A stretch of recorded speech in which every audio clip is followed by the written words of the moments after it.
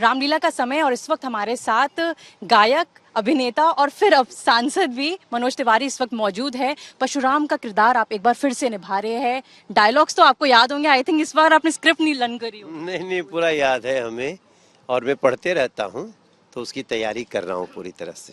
लेकिन इस बार भी आपने परशुराम का ही किरदार क्यों चुना? क्योंकि पिछले बार भी आप परशुराम के किरदार में नजर आए। इनके यहाँ लव कुश रामलीला कमेटी में मैं कहीं अंगद भी कर रहा हूँ, कहीं केवट भी कर रहा हूँ, कहीं राम जी के भजन भी गा रहा हूँ। तो ये अलग अलग जगह पे अलग अलग, कहीं माता के जागरण कर रहा हूँ।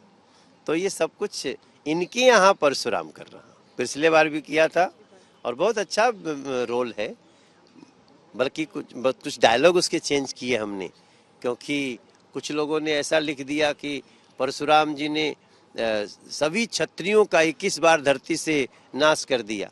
तो मैं उनको समझाता हूँ, यार भैया ऐसा मत बोलो। सहस्र बाहु समसोरिपु मोरा, एक सहस्र बाहु राक्षस था, सिर्फ उसके और उसके जो उसके खानदान के आए तो मरे हैं। बाकी राम जी से थोड़ी उनका बैर था, राम जी के तो चरणों में शरणागत होके गए।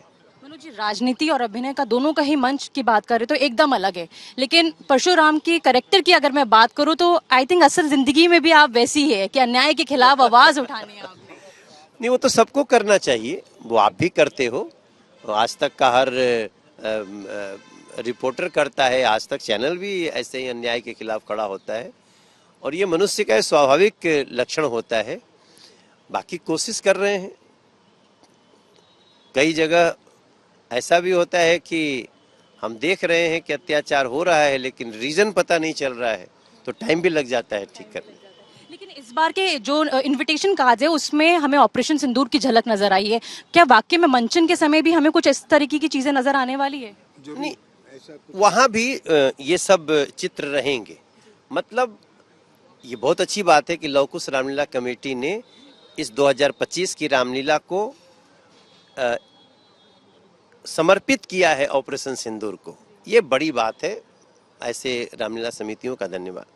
एक आखिरी सवाल मेरा आपसे, राजनीति के मंच में तो आपको कभी भी हमने बौखलाए हुए नहीं देखा, हमेशा बुलंद आवाज में आपकी हर एक चीज नजर, एक बात आपने कही है। अगर मैं इस मंचन की बात करूं, हर साल जो आपका रोल सामने आता है, जिस तरीके से आप पेश होते हो अपने कलाकार, अपने अभिनय को लेकर, इस बार कैसे, मतलब जनता की, दिल्ली की जनता से और किस तरीके से जुड़ने वाले, कुछ नया हटके कुछ होने वाला है मनोज तिवारी स्टाइल में? एक तो मेरा निवेदन है कि सबको रामलीला से जुड़ के रहना चाहिए और बाकी अपने रोल के साथ न्याय करना है। तो मैं अपने रोल की तैयारी कर रहा हूँ।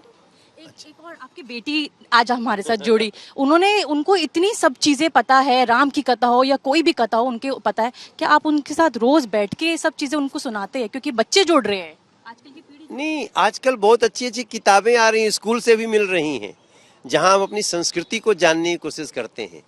और राम सिर्फ एक चरित्र नहीं है, वो हमारी संस्कृति है। तो बच्चों को पता चल रहा है और आई एम हैप्पी।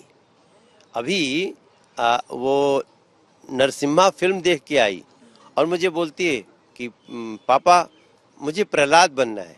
मैंने, बेटा मैं हिरण्यकश्यप होऊंगा तो आप प्रहलाद बनना। तो उसको, अच्छा हो, आप तो अच्छे पापा हैं। तो ये बातें कहीं ना उसके संस्कार में इजाफ कर बढ़ाते हैं। तो दशहरा और नवरात्र का समय आते ही देश की फिजाओं में इस तरीके का रंग जो है वो घुलने लगता है, चाहे आस्था की बात हो या अभिनय की बात हो।